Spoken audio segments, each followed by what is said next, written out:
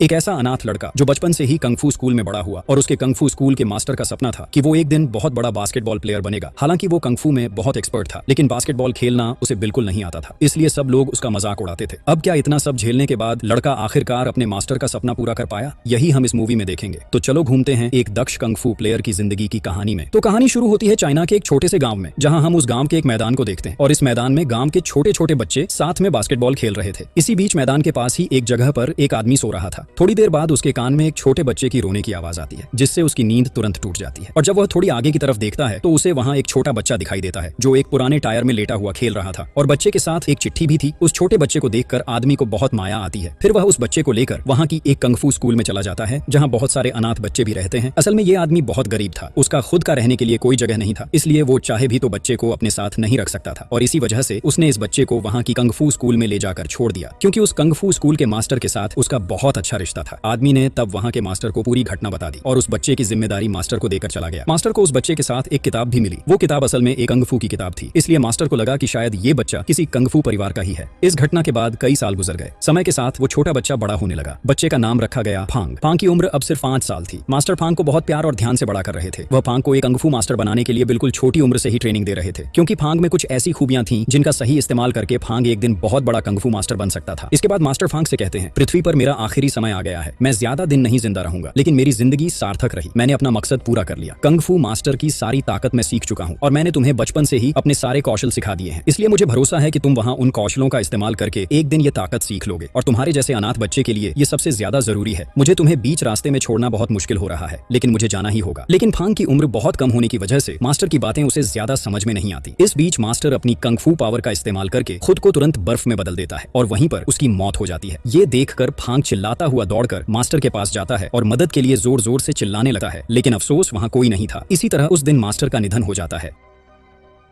इस घटना के बाद कई साल गुजर जाते हैं। मास्टर की मौत के बाद अब इस स्कूल को लगभग 5 शिक्षक संभालते हैं, यानी ये पांचों अब इस स्कूल के कंग फू मास्टर हैं। इन मास्टर्स के नाम थे मास्टर फ्ले, मास्टर लू, मास्टर नी और मास्टर होंग, जो कि कपल थे। और आखिरी में था यहाँ का हेडमास्टर। वो सबसे कुशल कंग फू मास्टर था। उसे लोहे के हाथ वाला आदमी भी कहा जाता था, क्योंकि उसके हाथ इतने मजबूत थे कि वो किसी भी पत्थर को 2 टुकड़े कर सकता था। जब हेडमास्टर बच्चों को ट्रेनिंग देने आता था तो हर बच्चा डर जाता था, क्योंकि कंग फू सीखने के लिए बच्चों को बहुत चोटें सहनी पड़ती थी। यहाँ तक कि फांग को भी अब तक उसके पास से कंग फू सीखना पड़ता था। हेडमास्टर फांग के जरिए बच्चों को ये समझाता था कि वो अपने प्रतिद्वंदियों से कैसे लड़ेंगे। लेकिन फांग बहुत चालाक था। कंग फू प्रैक्टिस करने से पहले उसकी छाती पर लोहे की एक प्लेट गिरती है, जिससे हेडमास्टर को कोई चोट नहीं लगती, लेकिन फिर भी वो यहाँ दर्द होने का अभिनय करता है। और फांग की इस चालाकी को आज हेडमास्टर पकड़ लेते हैं। हेडमास्टर इस पर बहुत गुस्सा हो जाता है और फांग को जमकर डांटता है, यहाँ तक कि वो कहता है कि आज फांग को कोई खाना नहीं मिलेगा। फिर वह फांग को वहां से चले जाने को कह देता है। और चूंकि फांग के पास कोई घर या रिश्तेदार नहीं था, वह उदास होकर एक नदी के किनारे चला जाता है। कुछ ही देर बाद उसे अपने सामने एक कैन दिखाई देता है। थोड़ी दूर पर एक डस्टबिन था। फांग कैन को अपने हाथ में उठाता है और धीरे धीरे उसे डस्टबिन की ओर फेंकने लगता है। वह अलग अलग कंग फू के कौशल का इस्तेमाल करके कैन को अपने हाथ से या अन्य तरीकों से डस्टबिन में डालता है। इसी बीच नदी के पास एक बेंच पर वांग नाम का एक आदमी बैठा था और वह दूर से फांग के इन कौशलों को देख रहा था। फिर वह अपने आप सोचता है, ये क्या चीज है, मैं भी ऐसा कर सकता हूँ। ये सोचकर वह भी अपने हाथ में एक कैन उठाता है और उसे डस्टबिन में फेंकने की कोशिश करता है। लेकिन मजेदार बात यह है कि वह कितनी भी कोशिश करे, कैन को वहां फेंक नहीं पाता। फिर वह हार मानकर फांग के पास बैठ जाता है। वह इतनी रात में फांग के यहाँ बैठने का कारण जानना चाहता है। फांग उसे बताता है कि उसके पास कोई घर नहीं है, इसलिए वह यहाँ बैठा है। वांग फिर उससे खाने के बारे में पूछता है तो फांग कहता है कि उसने कुछ भी नहीं खाया। इसके बाद वांग उसे एक चैलेंज देता है। वह कहता है, अगर तुम दूर एक निश्चित जगह से मेरी मुंह में ये सिक्का फेंक दो तो मैं वादा करता हूँ कि आज रात मैं तुम्हें खाना खिलाऊंगा। फांग तुरंत उस चैलेंज को स्वीकार कर लेता है। वह सिक्का लेकर वहां से 20 मीटर दूर चला जाता और एक ही पल में सिक्का सीधे वांग के मुंह में फेंक देता है। लेकिन सिक्के की गति इतनी तेज थी कि वांग की हालत तो जैसे मर ही जाने वाली थी, लेकिन किसी तरह वह बच जाता है। इसके बाद वह अपने वादे के अनुसार फांग को एक रेस्टोरेंट के सामने ले जाता है। फांग देखता है कि ये एक फ्रेंच रेस्टोरेंट है और यहाँ का खाना बहुत महंगा था। फांग बहुत हैरान हो जाता है और वांग से कहता है, आप मुझे यहाँ खाना खिलाएंगे? आप ये एफर्ट कर पाएंगे ना? वांग मुस्कुराते हुए कहता है, ये काम तुम मेरे ऊपर छोड़ दो, मैंने वादा किया है तो मैं जरूर खिलाऊंगा। फिर वह फांग को रेस्टोरेंट के पीछे वाले दरवाजे की तरफ ले जाता है। कुछ ही देर बाद रेस्टोरेंट से एक लड़की बाहर आती है। असल में ये लड़की वांग की ही बेटी थी। वह इस रेस्टोरेंट में वेटर के रूप में काम करती थी। वांग अपनी बेटी से कहता है कि उसके साथ एक मेहमान आया है, इसलिए वह दोनों को खाना दे। लड़की तुरंत वांग और फांग के लिए स्पेशल कुछ डिश लेकर आती है, यहाँ तक कि वो उन्हें एक बहुत ही महंगी वाइन भी परोसती है। इससे फांग बहुत खुश होता है। फिर दोनों वहाँ बैठकर खाना खाने लगते हैं। खाने के बीच वांग फांग से कहता है, तुम्हारे साथ मेरा एक और काम है। मैं जानता हूँ कि तुम ये काम बहुत आसानी से कर लोगे। ये सुनकर फांग थोड़ा कंफ्यूज हो जाता है। इसके बाद दिखाया जाता है कि वांग फांग को एक बहुत बड़े क्लब में ले आता है जहाँ तरह तरह के गेम्स हैं और उन गेम्स में से एक गेम था सिक्का फेंकने का। इसे क्लब के मालिक के लोगों के साथ खेलना होता था, यानी यहाँ इस गेम में बाजी लगाई जाती थी। जब वांग फांग को यहाँ खेलने के लिए कहता है तो फांग तुरंत गेम में शामिल हो जाता है और उसे पूरी तरह एंजॉय करता है। वह पल भर में एक के बाद एक सिक्के टारगेट पर फेंक देता है। इस तरह फांग हर बार क्लब के लोगों को हरा देता है और इस वजह से बाजी जीते हुए वांग यहाँ पैसा कमाता है। लेकिन क्लब के लोग फांग की इस परफॉर्मेंस को देखकर बहुत हैरान हो जाते हैं और इतने सारे पैसे हारने की वजह से उनमें गुस्सा भी बहुत था, इसलिए वे तुरंत अपने बॉस को बुलाते हैं। तो टाइगर सीधे वांग के पास आता है और कहता है, तुम रोज हमारे क्लब में हारने आते हो, लेकिन आज तुम किसे लेकर आए हो? जरूर कोई ट्रिक लगाकर मैच जीतने आए हो, है ना? मेरे क्लब में ये सब नहीं चलेगा, अभी यहीं से निकल जाओ और उस शरारती बच्चे को कभी भी यहाँ मत लाना।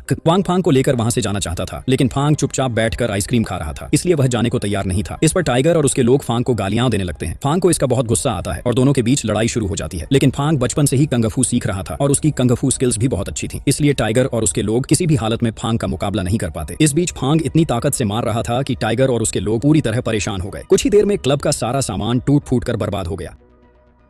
अगले दिन सुबह दिखाया जाता है कि टाइगर अपने लोगों के साथ फांग के कंगफू स्कूल में आ गया। वह फांग के बारे में जानकारी जुटाने के बाद इस स्कूल के बारे में जान गया था, इसलिए वह स्कूल के हेडमास्टर से मिलने आया था। हेडमास्टर से एक डील करना चाहता था। वह कहता है कि हेडमास्टर को आज के बाद स्कूल की लीडरशिप छोड़ देनी चाहिए, लेकिन हेडमास्टर पहले बिल्कुल भी राजी नहीं था। लेकिन टाइगर ने पहले से ही सब तैयारी कर रखी थी। उसने हेडमास्टर को बहुत सारे पैसे और एक बॉक्स गोल्ड बार ऑफर किया। इससे तुरंत हेडमास्टर मान गया। अगले दिन सुबह जब स्कूल के सारे स्टूडेंट्स बैठ गए, फांग भी वहां बैठा था। लेकिन ठीक उसी समय स्कूल के हेडमास्टर और टाइगर वहां आ जाते हैं। हेडमास्टर आकर कहते हैं, कल रात टाइगर के नाइट क्लब में जाकर किसने तोड़फोड़ की? क्या हमने आपको ये सिखाया है कि कंगफू पावर का इस्तेमाल करके दूसरों को नुकसान पहुंचाओ? भी एक लड़का वहां खड़ा होकर फांग की तरफ इशारा करता है और कहता है कि फांग की वजह से उनके स्कूल की साख खराब हुई है, इसलिए उसे सजा मिलनी चाहिए। इसके बाद टाइगर के कुछ लोग फांग को मारने लगते हैं। हालांकि फांग चाहकर भी उन्हें आसानी से हरा सका था, लेकिन उसने अपने टीचर का बहुत सम्मान किया और चुपचाप मार खाता रहा। इस बीच टाइगर और उसके लोग फांग की मार खाती हुई स्थिति का आनंद ले रहे थे। लेकिन इतनी मार खाने के बाद भी जब हेडमास्टर कुछ नहीं कह रहे थे, फांग को दिल से बहुत दुख होता है, क्योंकि फांग इतने समय से इन टीचर्स के साथ बड़ा हुआ था। अब अगर वही लोग उसे गलत समझें और संकट से बचाए नहीं तो उनके साथ रहने का क्या फायदा? मास्टर के अलावा फांग के पास और कोई अपना नहीं था। ये सोचकर फांग सभी के सामने स्कूल की यूनिफॉर्म उतार देता है, अपने सारे सामान समेटा है और जिंदगी भर के लिए स्कूल छोड़ देता है। इससे टीचर्स बहुत दुखी हो जाते हैं, क्योंकि इतने सालों तक वही फांग को पाल पोस कर बड़ा कर रहे थे। उस रात फांग फिर से उस नदी के किनारे चला जाता है जहाँ वांग बैठा था। वहाँ फांग वांग को पूरी घटना बता देता है और कहता है कि वह टाइगर से बदला लेना चाहता है, क्योंकि टाइगर की वजह से आज हेडमास्टर ने उसे गलत समझा और स्कूल छोड़ना पड़ा। फांग आगे कहता है, मैंने पता लगाया है कि टाइगर ने पैसे देकर हमारे स्कूल को खरीद लिया है, इसी वजह से हेडमास्टर ने मुझे सजा दी। फिर वांग फांग से कहता है, तुम क्या बास्केटबॉल खेल सकते हो? और इस कहने के साथ ही वह फांग के हाथ में एक बॉल दे देता है। फिर वह फांग को दूर वाला बास्केट दिखाता है और पूछता है, क्या तुम उस बास्केट में बॉल डाल सकते हो? फांग तुरंत जवाब देता है, ये तो कोई बड़ी बात नहीं है, और तुरंत ही बॉल को उस बास्केट में फेंक देता है, वो भी काफी दूर से। इसे देखकर वांग फिर से काफी इंप्रेस हो जाता है, जैसे पिछली बार हुआ था। उनके शहर की सबसे पॉपुलर यूनिवर्सिटी थी फर्स्ट यूनिवर्सिटी। वहाँ एक बास्केटबॉल टीम भी थी। वांग बहुत स्मार्ट तरीके से एक प्रेजेंटेशन तैयार करता है और फांग का परिचय स्कूल के प्रिंसिपल से कराता है। वह प्रिंसिपल को बताता है कि फांग बहुत अच्छा खिलाड़ी है और उसमें एक खास टैलेंट है, वह किसी भी चीज को दूर से टारगेट कर सकता है। वांग कहता है, अगर आप चाहें तो फांग को अपनी बास्केटबॉल टीम में ले सकते हैं, मुझे लगता है वह बहुत अच्छा खेलेगा। वांग प्रेजेंटेशन में फांग की जिंदगी के कई दुखों की बातें भी जोड़ देता है, जैसे कि कैसे फांग अपने माँ बाप के बिना एक स्कूल में बड़ा हुआ। इससे फांग के बारे में कई जगह न्यूज आती है और उसकी पॉपुलैरिटी बढ़ जाती है। वांग की बातें सुनकर प्रिंसिपल फांग को टीम में लेने के लिए राजी हो जाता है। फिर प्रिंसिपल फांग को लेकर उनकी यूनिवर्सिटी की बास्केटबॉल टीम के पास जाता है और उसे टीम में ज्वाइन कराता है। उस समय लीजन नाम की एक लड़की प्रिंसिपल से कहती है, असल में कैप्टन के बिना हम किसी नए मेंबर को अपनी टीम में नहीं ले सकते, क्योंकि जो भी हमारे साथ खेलने आता है उसे तब तक टीम में नहीं लिया जा सका जब तक कैप्टन उसके खेल के तरीके को समझ न ले। इसके अलावा हमारी टीम में नए मेंबर लेने का एक नियम है कि अगर किसी को हमारी टीम में ज्वाइन करना है तो उसे हमारे कैप्टन के साथ खेलकर एक पॉइंट आगे होना चाहिए। ये सुनकर वांग लीजन से कहता है, तो फिर कैप्टन को बुला लाओ। लीजन तुरंत कैप्टन को फोन करती है, लेकिन तभी देखा जाता है कि कैप्टन ठीक उनके पीछे ही मौजूद है। इस कैप्टन का नाम था टिंगे। सभी लोग मिलकर उसके पास फांग के बारे में बात करने जाते हैं, लेकिन एक चीज देखकर वांग और फांग दोनों हैरान हो जाते हैं। टिंगे शराब पीकर नशे में चूर है। वांग लीजन से कहता है, ये तुम्हारा कैप्टन है? इतना नशे में होने के बावजूद यह तुम्हारी टीम को कैसे लीड करेगा और नशे में खेलते हुए कैसे खेलेगा? लेकिन ये बात टिंगे के अहंकार को छू जाती है। वह कहता है, मैं इतना प्रोफेशनल तरीके से खेल सकता हूँ कि तुम्हारे लाए इस लड़के के साथ कोई भी कभी नहीं टिक पाएगा। फिर नियम के अनुसार कैप्टन के साथ फांग का एक डुओ मैच शुरू होता है और कैप्टन टिंगे यहाँ बहुत शानदार खेल रहा था। वह बहुत ऊंचाई से छलांग लगाकर बास्केट में बॉल डालने में सक्षम था। अब बारी बास्केट में बॉल डालने की फांग की थी। सबने सोचा कि फांग टिंगे के साथ मुकाबला नहीं कर पाएगा, लेकिन फांग ने यहाँ बहुत दूर से बॉल को बास्केट में फेंक दिया। इसे देखकर वहाँ मौजूद सभी लोग हैरान हैरान रह गए। धीरे धीरे वह इस मैच में टिंगे से एक पॉइंट भी आगे निकल गया, जिससे फांग टीम में सिलेक्ट हो गया। अगले दिन सुबह फांग एक न्यूज़पेपर लेकर वांग के पास आता है और पूछता है कि उसने ऐसा क्यों किया। असल में न्यूज़पेपर में फांग के बारे में खबर छपी थी। खबर में लिखा था कि फर्स्ट यूनिवर्सिटी की बास्केटबॉल टीम में एक नया मेंबर आया है जो बहुत संघर्ष करके बड़ा हुआ और अपने स्कूल से निकाल दिया गया। इसके कारण फांग वांग पर बहुत गुस्सा हो जाता है, क्योंकि उसे लगता था कि लोग उसके इन मुद्दों के बारे में उसे तंग करेंगे और चूंकि वह अनाथ था, लोग उसे कमजोर समझेंगे। लेकिन वांग फांग को समझाता है और उसे शांत रहने को कहता है। वह बताता है कि ये न्यूज एक दिन उसके बहुत काम आएगा। इससे सभी के मन में उसके प्रति सहानुभूति पैदा होगी। अगर वह इस बास्केट टीम में अच्छा खेलेगा तो उसका नाम पूरे देश में फैल जाएगा। ये सुनकर फांग कुछ नहीं कहता। उस दिन प्रैक्टिस खत्म होने के बाद जब फांग वहां खड़ा था, उसने टिंगे को देखा और उसके पास जाकर माफी मांगता है। असल में टिंगे नशे में होने के कारण उसे अनाथ कहकर गाली दे चुका था और फांग ने भी उसके साथ बहुत बुरा व्यवहार किया था। इसीलिए फांग अब अपनी गलती समझकर माफी मांगता है। टिंगे तब फांग से बात करना शुरू करता है और बातचीत के दौरान फांग को बास्केटबॉल के बारे में कई तरह के सुझाव देता है। वह फांग को बताता है, बास्केटबॉल खेल में हमेशा जानो कि कौन सा खिलाड़ी बास्केट के पास रहता है, क्योंकि इससे बास्केट तक दूरी बहुत कम हो जाती है। लेकिन बास्केटबॉल खेल में तुम्हारे पास एक प्लस पॉइंट है, तुम बहुत शानदार तरीके से दूर से बास्केट में बॉल डाल सकते हो और अगर तुम इस टैलेंट का इस्तेमाल करके आगे बढ़ो तो एक दिन तुम जरूर एक फेमस बास्केटबॉल खिलाड़ी बनोगे। लेकिन जब तुमने बॉल को बास्केट में डाला था, क्या तुम सच में इसे डाल पाए थे या यह सिर्फ संयोग था? मुझे एक बार फिर दिखाओ। इसके बाद फांग अपने हाथ में बॉल लेकर बहुत दूर से बास्केट में बॉल डालने में सफल होता है। अगले दिन उनकी टीम में प्रैक्टिस के दौरान एक मैच था। फांग आज पहली बार पूरी टीम के साथ खेलेगा, इसलिए वह बहुत एक्साइटेड था। कुछ ही देर में देखा गया कि टिंगये बहुत सुबह तैयार होकर वहां आ गया है, जो उसने पहले कभी नहीं किया था। इसे देखकर लीजन बहुत हैरान हो गई। असल में लीजन टिंगये की छोटी बहन थी। लीजन टिंगये से कहती है, भैया तुम्हारा शरीर ठीक है ना? तुम तो कभी भी हमारी टीम में इतना जल्दी नहीं आते, आज अचानक ये क्या हुआ? तुम्हारे इस बदलाव का कारण क्या है? टिंगये जवाब देता है, असल में मैंने एक दोस्त पाया है जिसके कारण मेरी सारी चिंता दूर हो जाएगी। मेरी चिंता हमेशा मेरी टीम को लेकर रहती है, लेकिन अब मैंने ऐसा कोई पाया है जो अकेले मेरी टीम को जीत दिला सकता है। और सबसे मजेदार बात जानती हो, जिसके साथ मैं हर बार बाजी हारता था, अब से उसके साथ बाजी लगाकर मैं जीतूंगा, क्योंकि अब से मेरी टीम जीतने वाली है और इसलिए मैं इतना एक्साइटेड होकर खेलने आया हूँ।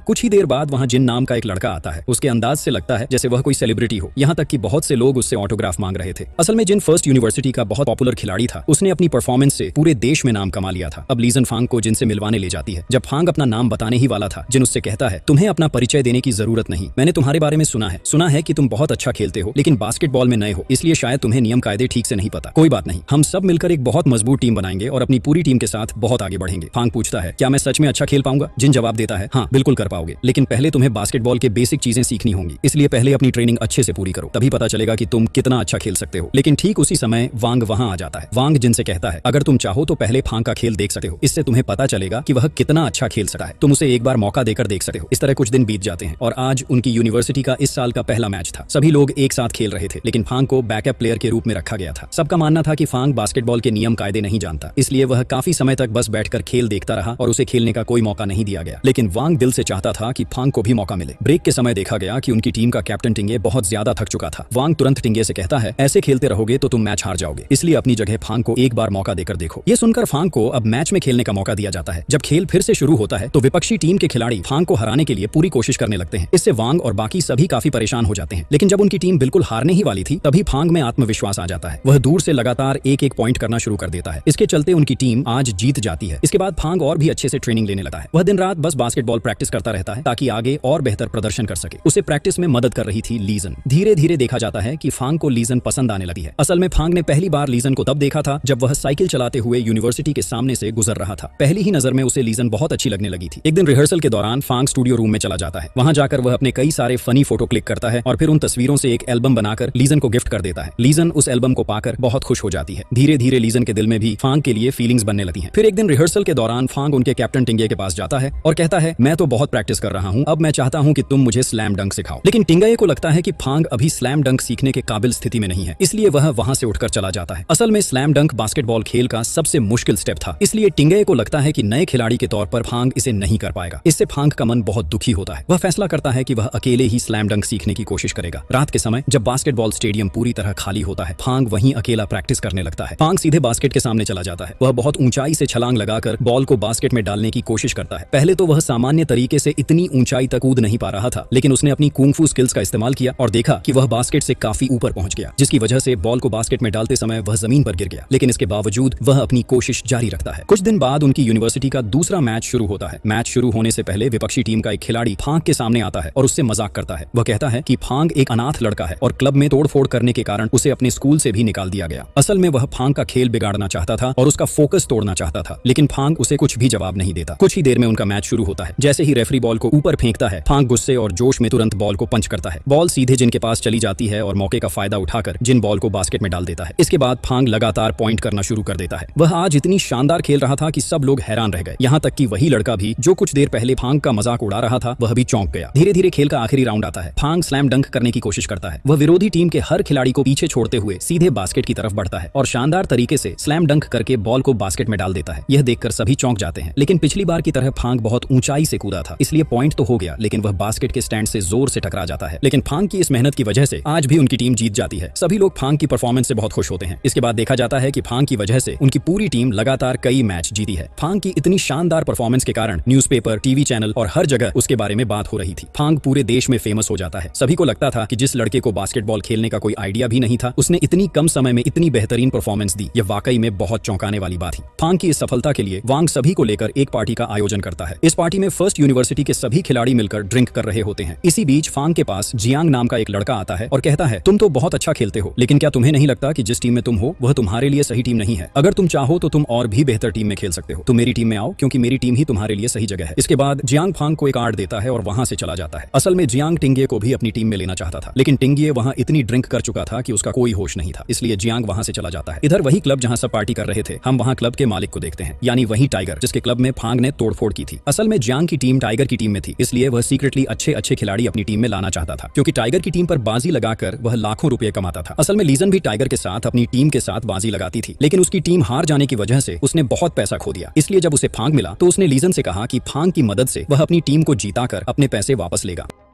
इधर हम देखते हैं कि टाइगर उस क्लब में आया है और वह वांग के साथ खड़ा होकर बात कर रहा है। दूसरी तरफ लीजन फांग के पास आती है और उससे पूछती है कि जियांग उसके पास क्यों आया। फांग उसे सारी बातें बताता है कि जियांग उसे अपनी टीम में ज्वाइन होने के लिए कह रहा है। इसके बाद लीजन फांग से कहती है, जानते हो, एक समय जियांग हमारी टीम का ही एक खिलाड़ी था, लेकिन एक दिन फाइनल मैच से पहले एक छोटी सी बात पर वह बहुत गुस्सा हो गया। ये घटना 2 साल पहले की है। उसके बाद से वह हमारी टीम के पीछे पड़ा रहा। जब भी हमारी टीम में कोई अच्छा खिलाड़ी आता, जियांग की टीम का मालिक लालच दिखाकर उन खिलाड़ियों को अपनी टीम के लिए खरीद लेता। इस वजह से धीरे धीरे हमारी टीम में सिर्फ कमजोर खिलाड़ी रह गए, जिसके कारण हमारी पहले इतनी पॉपुलर टीम धीरे धीरे सबसे खराब टीम बन गई। और ये बात मेरे भाई टिंगे बिल्कुल भी नहीं मान पा रहे थे, क्योंकि उन्होंने शुरू से ही अपनी मेहनत से टीम को धीरे धीरे बनाया था। और इस सपनों वाली टीम को इस तरह टूटे देकर मेरे भाई पूरी तरह डिप्रेशन में चले गए। इसके बाद से वह ड्रिंक करने लगे और अब तक इस स्थिति से बाहर नहीं निकल पाए हैं। फिर लीजन फांग से कहती है, जानते हो फांग, मुझे बहुत डर लग रहा है। मुझे नहीं पता तुम भी लालच में आकर हमारी टीम छोड़कर उनकी टीम में तो नहीं चले जाओगे। लेकिन फांग लीजन को कहता है, तुम गलत सोच रही हो, मैं उनकी तरह नहीं हूँ। मैं तुम्हें वादा करता हूँ कि मैं कभी हमारी इस टीम को नहीं छोड़ूंगा, क्योंकि अब मेरे सारे सपने इस टीम के साथ जुड़े हैं। इधर टाइगर बहुत गुस्से में होकर क्लब से बाहर चला जाता है और हम देखते हैं कि वांग की नाक से खून बह रहा है। ये देखकर फांग तुरंत दौड़कर वांग के पास जाता है और कहता है, निश्चित रूप से टाइगर ने तुम्हें चोट पहुंचाई है ना? जब फांग टाइगर को मारने ही वाला था, तब वांग उसे रोकता है और कहता है, तुम उनका पीछा करके अपना समय बर्बाद मत करो, तुम बस अपने खेल पर ध्यान दो। फिर देखना, एक दिन तुम्हारे खेल की वजह से उन्हें उनका सही दंड मिलेगा। फिर देखते देखते उनका फाइनल मैच का दिन आ गया। आज फर्स्ट यूनिवर्सिटी की टीम का मुकाबला टाइगर की टीम से था। असल में यही वजह थी कि टाइगर फांग और टिंगे को अपनी टीम में खरीदना चाहता था, ताकि उसकी टीम मैच जीत सके, क्योंकि हर बार टाइगर इसी टीम पर बाजी लगाता था। कुछ ही समय में उनका फाइनल मैच शुरू हो गया। मैच के शुरुआती हिस्से में देखा गया कि टाइगर की टीम के खिलाड़ी जानबूझकर फर्स्ट यूनिवर्सिटी के खिलाड़ियों को चोट पहुंचा रहे थे। वह जानकर उन्हें घायल कर रहे थे ताकि मैच जीत सकें। कुछ ही समय में उन्होंने टिंगे और जिन को भी चोट पहुंचाई, जिससे फर्स्ट यूनिवर्सिटी के 2 अच्छे खिलाड़ी और खेल नहीं पा रहे थे। अब पूरी मैच की जिम्मेदारी फांग पर आ गई। फांग ने अकेले ही मैच जिताने की कोशिश की, लेकिन जब भी फांग पॉइंट करने की कोशिश करता, टाइगर की टीम उसे भी बाकी खिलाड़ियों की तरह चोट पहुंचाने की कोशिश करती। लेकिन फांग पहले ही एक कुंग फू मास्टर था, इसलिए कोई भी फांग के सामने टिक नहीं पाता।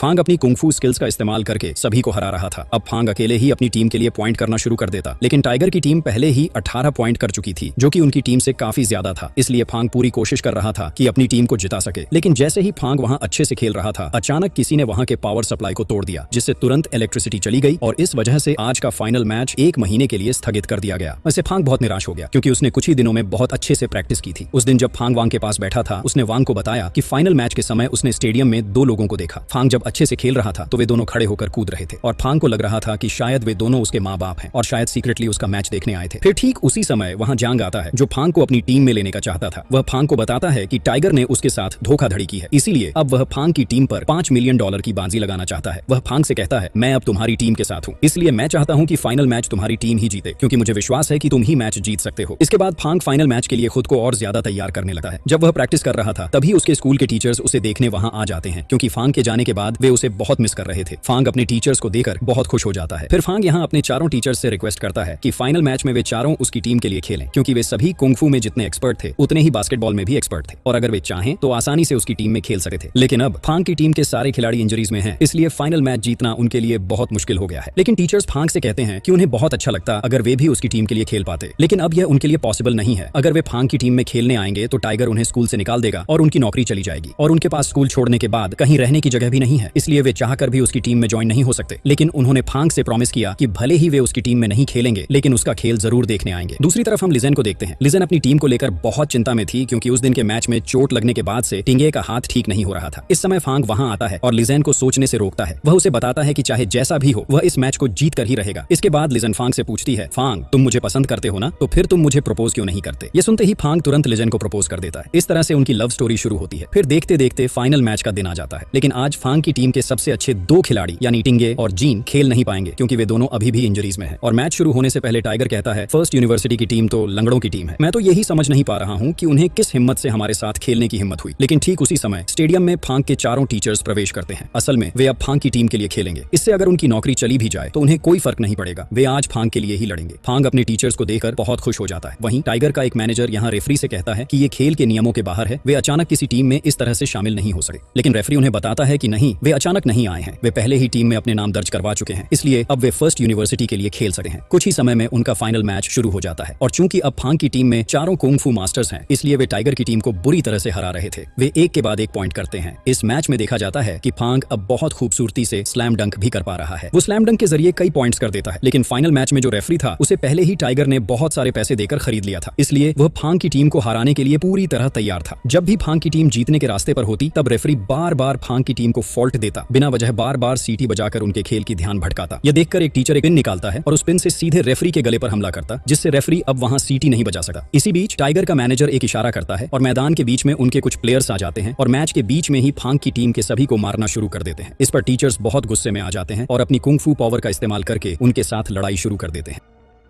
अब जब इन दोनों टीमों के बीच जबरदस्त लड़ाई शुरू होती है तो थोड़ी देर के लिए मैच में ब्रेक दिया जाता है। ऐसे समय मास्टर नी फांग को एक चिट्ठी देते हैं जो बचपन में फांग के साथ कोई रख गया था। यह चिट्ठी पढ़कर फांग समझ जाता है कि यह उसके पापा की लिखी हुई चिट्ठी है। चिट्ठी में लिखा था कि फांग को ऐसे छोड़ने के लिए उन्हें बहुत दुख हुआ, लेकिन परिस्थितियां ऐसी बन गई थी कि फांग को छोड़ने के अलावा उनके पास और कोई चारा नहीं था। अब फांग के मन में फिर से यह ख्याल आता है कि स्टेडियम में ऑडियंस के बीच बैठे वो दो लोग शायद उसके माँ बाप ही हैं। कुछ समय बाद उनका मैच फिर से शुरू होता है और इस बीच देखा जाता है कि फांग की टीम में टिंगे और जिन भी ज्वाइन कर चुके हैं। यह देखकर टाइगर की टीम के सभी लोग एकदम हैरान रह जाते हैं, क्योंकि उन्हें समझ ही नहीं आता कि ये इतनी जल्दी कैसे ठीक हो गए। जिन तब टाइगर की टीम के कैप्टन से कहता है कि कंग-फू सिर्फ एक फाइटिंग स्किल नहीं है, बल्कि इस कंग-फू पावर के जरिए इंसानों को ठीक करना भी पॉसिबल है। यानी वो चारों टीचर मिलकर उन्हें हील कर चुके हैं। अब उनकी टीम के साथ फांग की टीम बहुत स्ट्रांग हो गई थी, इसलिए वो सभी मिलकर बहुत अच्छे से खेल रहे थे। लेकिन खेल के बीच में देखा जाता है कि कोई धोखेबाज एक बैट से फांग के पैर पर जोरदार हमला करता है ताकि फांग स्लैम डंक ना कर पाए। फिर भी फांग अपनी पूरी कोशिश कर रहा था। अब जीतने के लिए उनकी टीम को सिर्फ 2 पॉइंट्स की जरूरत थी। फांग तब दूर से गेंद को बास्केट की तरफ फेंकता है, लेकिन जैसे ही गेंद बास्केट में जाने वाली थी, रेफरी खुद गेंद को धक्का मारकर फेंक देता है। फांग तब चिल्लाकर कहता है, ये तो चीटिंग हो रही है, लेकिन रेफरी तब कहता है, मैं एक रेफरी हूं, इसलिए मैं जो चाहूं कर सकता हूं। इस तरह चीटिंग करके टाइगर की टीम बहुत आगे बढ़ जाती है। अब दोनों टीमों के पॉइंट्स बराबर थे, इसलिए जीतने के लिए सिर्फ 1 पॉइंट की जरूरत थी। फिर फांग जब फिर से बास्केट में गेंद फेंकता है, रेफरी फिर से गेंद को रोक देता है, जिससे टाइगर की टीम 1 पॉइंट कर लेती है। इस तरह टाइगर की टीम जीत जाती है और वे सब मिलकर सेलिब्रेट करने लगते हैं, क्योंकि उन्होंने बाजी जीतकर $5 मिलियन जीत लिया। लेकिन फांग बहुत गुस्से में था। फिर उसे अपने मास्टर की बात याद आती है, जब मास्टर ने उसे कंग-फू का एक सीक्रेट बताया था कि अगर कोई व्यक्ति मन से कंग-फू पावर को अपने अंदर पूरी तरह अब्सॉर्ब कर ले तो वह चाहे तो समय को पीछे भी मोड़ सकता है। अब फांग वहां खड़ा मास्टर की तरह उस कंग-फू पावर को इस्तेमाल करने की कोशिश कर रहा था, और जब भी वह मन से इस पावर को सही तरीके से इस्तेमाल कर पाता तभी वहां समय रुक जाता। फांग तब समय को थोड़ा पीछे ले लेता है। जब फांग गेंद फेंक रहा था तो वह गेंद को थोड़े अलग तरीके से फेंकता है, जिससे टिंगे उस गेंद को बास्केट में डालने में सफल हो जाता है। और जब रेफरी फिर से गेंद को फेंकने वाला था, फांग उसे रोक देता है और टिंगे गेंद को बास्केट में डालने में कामयाब हो जाता है। वे सब मिलकर वहां सेलिब्रेट करने लगते हैं। वांग यहाँ फांग पर बहुत खुश था, क्योंकि उसकी वजह से आज उन्होंने यह कठिन मैच जीत लिया। यहाँ तक कि जांग भी वहां आता है, जिसने उनके टीम पर $5 मिलियन